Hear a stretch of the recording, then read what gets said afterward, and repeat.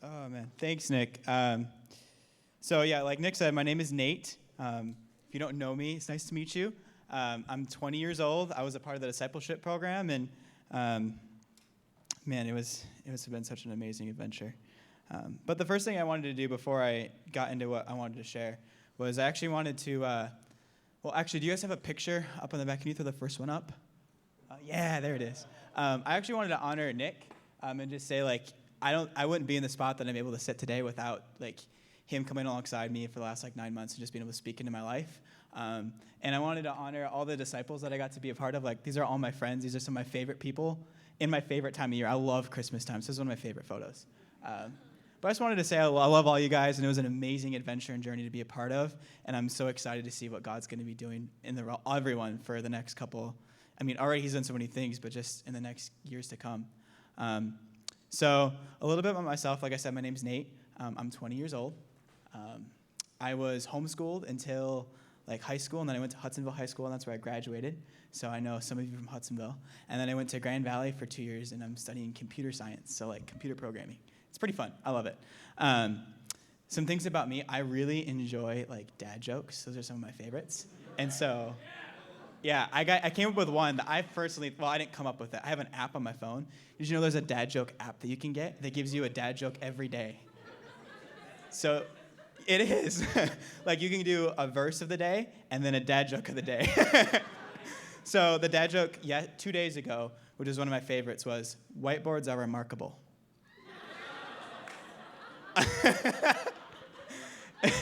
I love that one. So that's my sense of humor. But other things I like to enjoy or like doing is I like to play guitar. That's something I started doing recently. That's been really fun. And I like hiking. So if you guys have got that second image up there, this is a picture of Angel's Landing, and it's not with me in it. I couldn't find my pictures. It was on a flash drive at home, which I lost. So this is online. But anyway, this was one of my favorite places to hike because as you can see, and I think some of you have been there before, but it's got really narrow at the top, and they call it Angel's Landing because it gets really narrow, almost 4 feet wide as you get up to the top. And then there's a big landing that you can kind of sit on. You can see the rest of the park, and this is Zion National Park in Utah. And you can see everything from the top, and it was one of my favorite hikes ever. I loved just the adventure and being able to travel up there and the danger, because that chain on the side was the only thing keeping me from coming off the cliff, and I didn't really trust it too much, but I'm alive, so we're good. Yeah, exactly. So something I really wanted to share was just what God's been doing inside of me for all of my life, really, but I really want to focus on the discipleship program. And I'm not coming with a specific story. I'm kind of coming with what God taught me over the whole 9 months, and it was really hard for me to pinpoint a specific moment, but this is a broad spectrum of something that he really did in me, and I felt like it was on my heart to share. So the one thing that he really taught me, or at least that I came into the program thinking, right? I had grown up in a Christian home, so I had a relationship with God. I knew who he was, but I didn't really talk with him that much, or read the word that much, or pray, or just I kind of was like, oh yeah, I'm saved and we're good. And I kept living on life. And then I came to Access for a little bit and got plugged in and really started growing my relationship with the Lord, and just really started enjoying it and wanted to pursue him more. And that was one of the reasons I wanted to join the discipleship program. And so I came into the program, and I was thinking that I have to do something great to be someone great. This was something that I thought I needed to do, right? I'm pursuing the Lord. I need to do something great for him so that I can be a great person. And I was taking on, I kept thinking I had to perform. I wanted to perform and be the best that I could be. It caused me to compete, to compare, and I was going into the program, and even throughout a lot of different areas of the program, especially with some of my friends, it would cause me to try and, when someone would teach something, I'd try and reword it the best so that it sounded the best. Or sometimes I would try to prove that I was good enough by putting myself in situations that I was my glory was shown over what actually was going on, and I wasn't very humble about it. I kept thinking I have to earn it, right? I have to do something to earn the greatness that I need to be. I was trying to do it. I was trying to do Jesus things to be like Jesus. And the reason I was doing that was because I had an insecurity in my heart. I had some pride built up, and I didn't necessarily know how to deal with it. And so I started seeking my own way over his way. And I became I had a lot of selfishness wrapped up in myself because I had this insecurity that was walking around of I'm not good enough, so I'm going to try and prove myself so I can do this great thing, to be this great person that I feel like I need to be, to fill this insecurity inside my heart.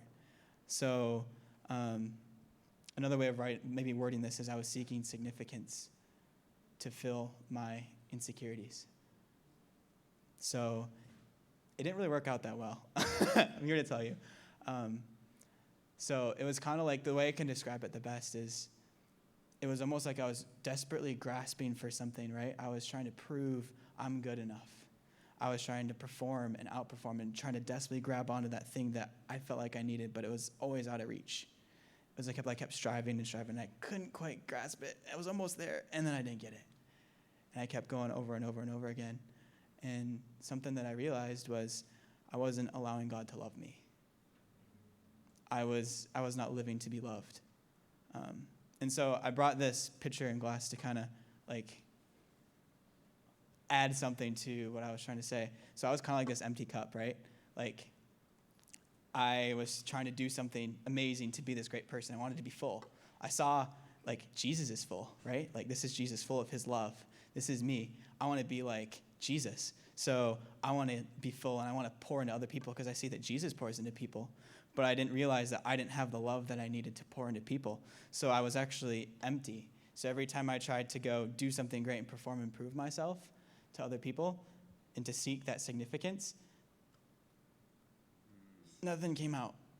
And I kept trying to grab it, and I was like, and I couldn't quite make it. And my pride was getting in the way of him loving me, because every time that he came to try and fill me up, I'd be like, oh no, God, don't worry, I got this. I'll take care of it. I'll prove myself. I don't need that right now. I need to go do some outreach. I need to go. And not that outreach is bad, don't get me wrong, but I was doing it out of a prideful heart because I wanted to almost build an idol of myself, to say, look what I can do, because I did this great thing. This, I'm a great person. See, this is exactly who I need to be. I'm a great person, right? So you see what I did? I did outreach. I did a Bible study. I'm a part of the Discipleship Program. And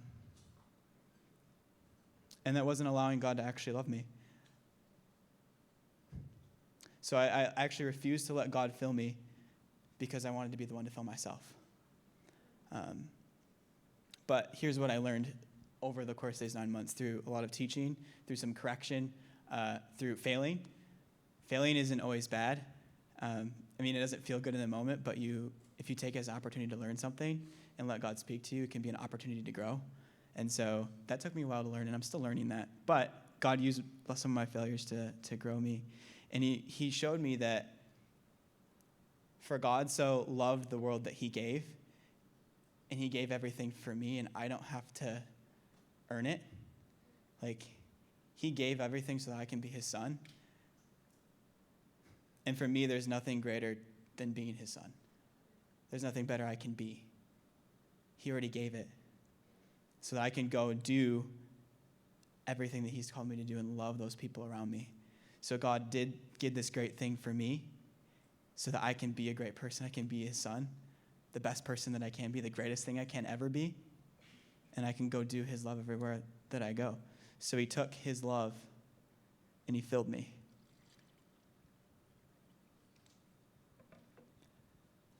But what that required me to do is to humble myself and to not put myself in the spotlight every time, trying seeking significance, trying to prove myself, and actually coming to him in private and no one else watched. And to say, okay, God, I'm broken, I'm hurting, I have these insecurities. I need you. And every time you come to him, he always fills you up. You never walk away thirsty. It's wild. So I wanted to just quick read something from John 15:5. It's talking about, he uses an analogy of the vine and the branches. But I'm going to start here, and it says, I am the vine and you are the branches. He who abides in me and I in him, he bears much fruit. For apart from me, you can do nothing. When I was empty and I wasn't coming to him with all my needs, with all the things I was going through, I could do nothing. I couldn't get there. I kept reaching and grasping, but it never filled up. I was empty. And a little bit later on in John 15:7, it says, if you abide in me and my words abide in you, if I abide in him, right, and he fills me with his love and I'm filled with him, then ask whatever you wish and it will be given for you or given to you. So one of the things I wanted to say was without his love, we'd be nothing.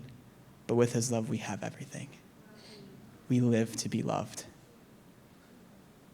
So with that, I actually want to leave you guys with a question for you guys to ask yourself.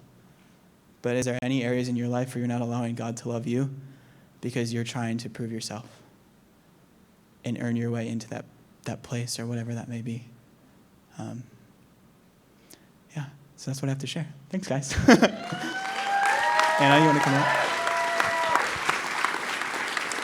So this is going to be Anna, everyone. I want to welcome Anna.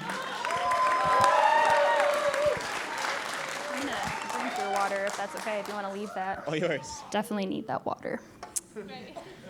Wow, there's a lot of people here. And I have never even spoken in a microphone before, so this is the first. Hearing my voice. You can probably see me shaking, but I'm just going to let Jesus take the wheel here. So I put out some notes here. Kind of just like a basic outline of what I'm going to talk about, just so I don't go off on tangents, because I tend to do that, and then I find, like, where was I going with that? So I'm going to stick to this. First thing I want to say is, I don't know if you know anybody here know Ben Lepsch. Raise your hand. You know Ben Lepsch? So I'm his younger sister, so got some big shoes to fill with that one. But if he's watching, he said he'd be streaming. So if he is watching, wherever the camera is, hi, Ben. I want to say thank you, because if it wasn't for you, I probably wouldn't be standing here today or sitting here today. Who knows where I would be. So a little about me. My name is Anna Lepsch. I'm 22 years old. I don't have a cool picture to show you or a sweet analogy, but I'm just going to be real and speak from my heart here. So this chair is really far from this table, so I'm just going to scooch forward a little bit. Okay. So yeah, I've always believed in God, grew up as a Christian. My family actually went to Resurrection Life Church my entire life, so I've always grown up in the church. And I always had a relationship with God in the sense that I knew he was there and that I knew he was there for me, and if I needed to talk to him, I could. But it was kind of one of those relationships where I was kind of only going to God if I was like really in a pickle and was like, God, I just really need your help. I didn't have a relationship where I talked to him every single day. I didn't have like a friendship with Jesus and whatnot. So kind of due to that and some things in my life. Growing up and through my teenage years, I made a lot of poor choices. I spent a lot of time going to parties, lying to my parents about where I was. At a pretty young age too, from about 15, I started smoking, drinking, dating and what comes with dating, doing things I wasn't supposed to do before marriage with guys. And in turn, that created a really poor identity that I found in myself. I actually didn't know my own identity. I found my identity in men and needed them. I felt like I needed them to fill myself up. Always needed a relationship to feel okay. Just was not happy on my own, was super unhealthy. Depression, anxiety, went through a period of time where I wanted to just kill myself, but didn't have the guts to do it, never actually wanted to kill yourself, if that makes sense, but you also are like, I really just don't want to be here anymore, so God, if you just want to take me now, that's cool, I'll be fine with that. That would be a lot better than where I'm at right now. So yeah, I was extremely unhealthy. I was unsure of where I was going, what I was doing. I felt extremely disconnected from everything. My brother Ben would try to involve me in things and ask if I wanted to, hang out with him and his church friends. And in my mind, the devil, the enemy, would constantly tell me, no, you don't need to hang out with those people. They're going to know who you are. You're not going to fit in with them. They're so much better than you. They haven't made the mistakes that you've made, and they're going to know what you've done. It's going to be written across your face the moment you go hang out with them, and you're just not going to fit in.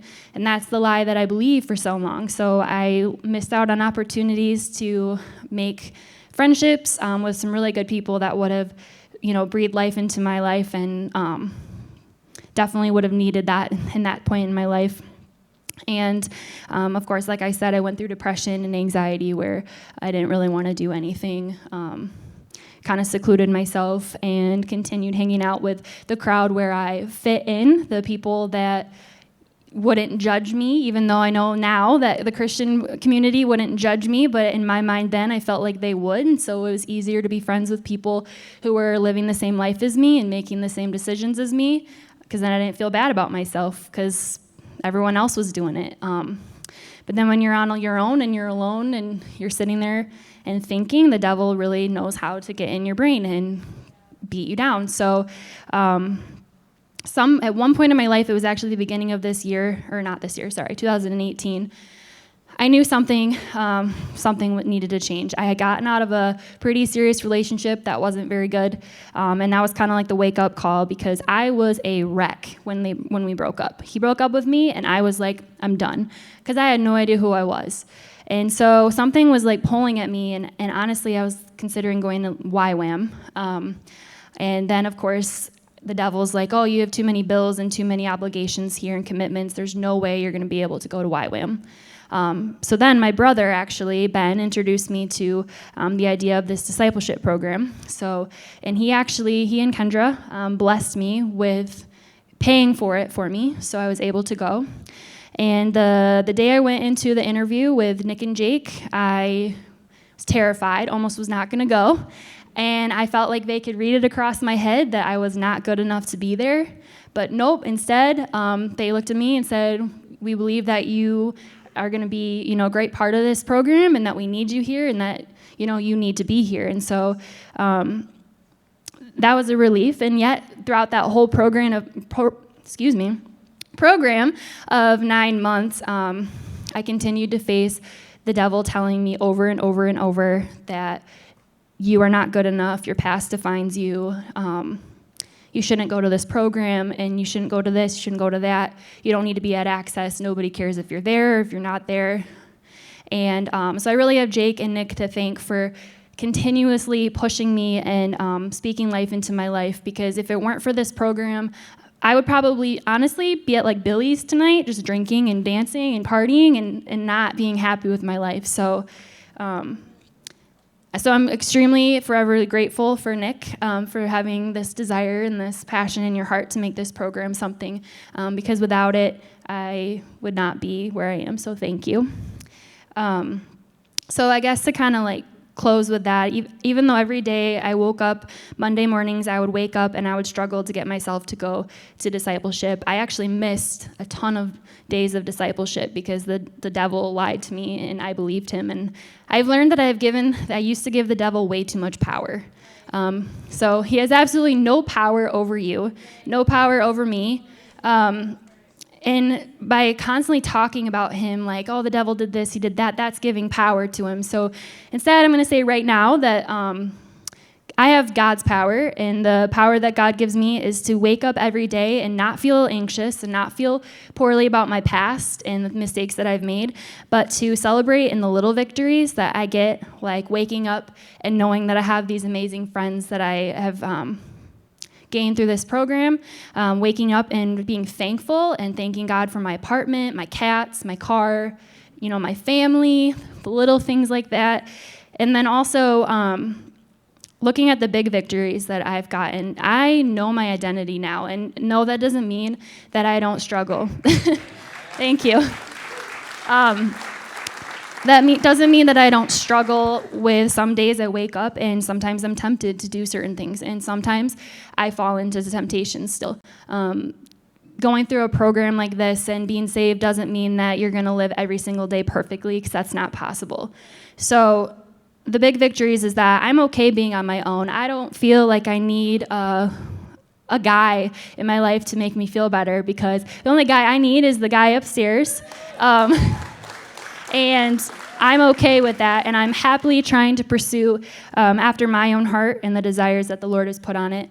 And I still have a long way to go, and that's what's exciting about this whole thing, is that everyone here should have a long way to go, and that's good. It's a good thing, because it means that you're constantly going to grow in your relationship. You're constantly going to find, you're going to go on new adventures with God every single day, and if your journey is done, then I'm sorry for you. Like, I don't want your journey to be done. I want it to continue growing. And so that's the journey that I'm on right now.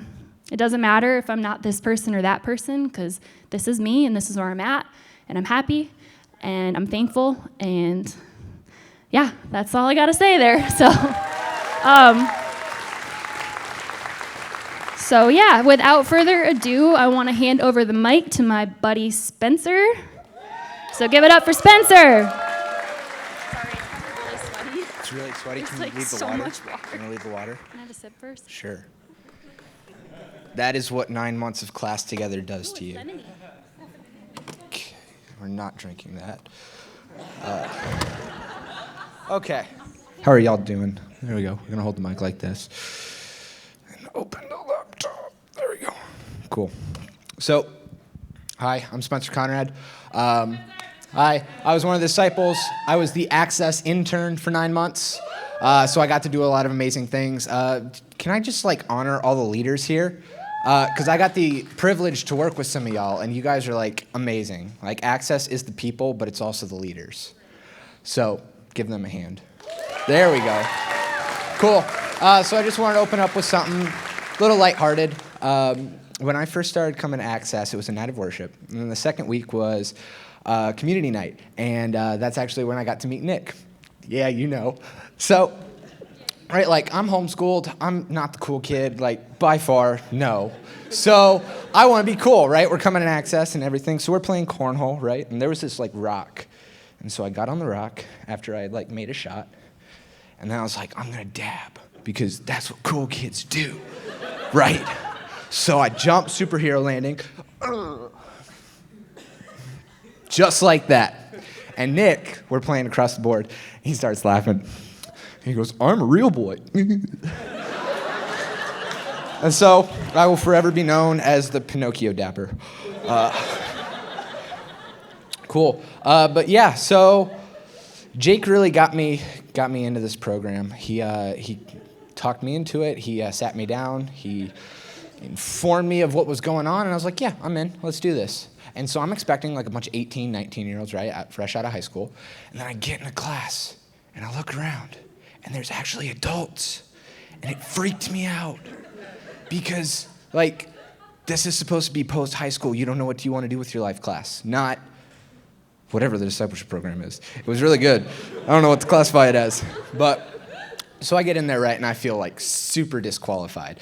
Instantly, I think Braylee's 3 weeks older than me, but I felt like a baby sitting at, when you're at the kids' table at the holidays and you don't want to be at the kids' table, but then you get to the adults' table and you're like, am I really an adult? And then you go back to the kids' table because that's where you're comfortable with, right? So that's how I felt at the discipleship.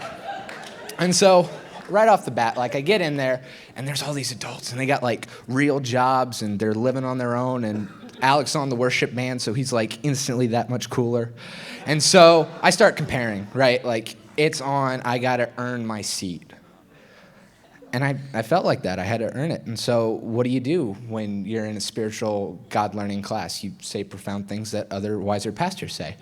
And you spout out scripture like you think you know what it means. And so we had these things called sparkling gems. They were a daily devotional, right? And so Nick had me read one about 2 weeks into the program. And it was all about... I wrote it in 1 Timothy 4:12, which is don't let people look down on you because of your age. And I'm like, yeah, haters gonna hate. I'm young, but I'm amazing, and they just don't understand it. So, we gotta get the connection, right? And so God's like, okay, let's first off, step off your pedestal, hot shot, but let's look at it, let's change your perspective, right? And what he wanted to show in that scripture was not haters gonna hate, but more or less, if I call you to something, your age doesn't disqualify you, even if man says so. So I started listening, I started learning. I was a little less, hot shot, still opened my mouth way too much, but between Nick and God, having some hard talks, getting in my face, I became more teachable. Because that was the word of the day when I would come into class. You're not teachable. I was like, Fine, I'll be teachable. And so I finally get teachable, right? And so now I'm focused. I am teachable. I am ready to learn. Let's get stuff done. Now I'm super wise because I'm teachable. And I really shifted the focus off of my relationship with God and more on my performance in class. And as you can probably guess, that's where things started to go downhill. Realizing when I'm so focused on my performance, I realized real quick where I was weak, real quick where I was not good enough. And anxiety wasn't really something I ever dealt with, right? Like, I get nervous when I was coming up on stage or doing something like that, but I never really dealt with anxiety. Well, started focusing on me, and that was like the word of the day. And it was really, you're not good enough, right? You're afraid of failing. You're afraid of if they knew this. And you just go through all these things because you're so focused on your performance. And so I'm feeling disqualified, right? The program is amazing. I don't deserve to be here. I'm feeling like a terrible human being. And so I had a throw in the towel moment, right? Ever get so mad with God, you just there's nothing there. You just, right? No? Okay. You should try it. It's really fun. Just, Anyway. He said, stop chasing your reputation and start chasing, words. Stop chasing your reputation and start chasing our relationship. When I was focused, did I write that? Yes, I did. When I'm focused on me and God, I don't have to focus on my performance. What else did I write? Because when I know what he thinks about me, it doesn't matter what you guys think, and it doesn't matter what I think. Ever be your worst enemy, worst critic, right? Like, everyone says you're amazing, and God says you're amazing, and you feel like a dirtbag? Well, then maybe your flesh needs to change. So anyway, we went through that, right? And he just showed me this during worship. How much time? Oh, I'm doing good on time. Yay. I practiced this earlier, and I had set a clock, right? Or I thought I did. And I start going over my notes, and I'm like, man, I'm making good time. I'm getting through all 10 pages. Like, God's multiplying time. Then I went back to the app and realized I hit the stopwatch, not the alarm, and I had spoke for 45 minutes. I was like, no. Okay. So, one of the things God showed me during worship, and it was because Nick was talking about the counting thing, and it reminded me, so I play airsoft on the weekends, and one of the vendors we have, he brought his son to one of the events, and cute little guy, like 4, his name was Jackson, and this cute little dude, he's got his full face mask on, and he's just walking around. He's got a plastic drill, and he thinks it's a gun because it has a trigger. He's just walking around, right? But I watched this little guy, and Dad leaves the room, so does Jackson. Jackson's talking around with the guys. He's enjoying his presence of his father. When Dad moves, I move, right? And it wasn't, Dad, look at me, look at my gun, look at my gear, I'm showing off, I'm beating all the boys. It was, no, I want to be with you. We didn't really talk to him. He was just a shadow. But the smile on this little dude's face, the fact that he got to be present with his dad, that made his day. And so it really convicted me of going, wow, I'm so busy showing off with the boys.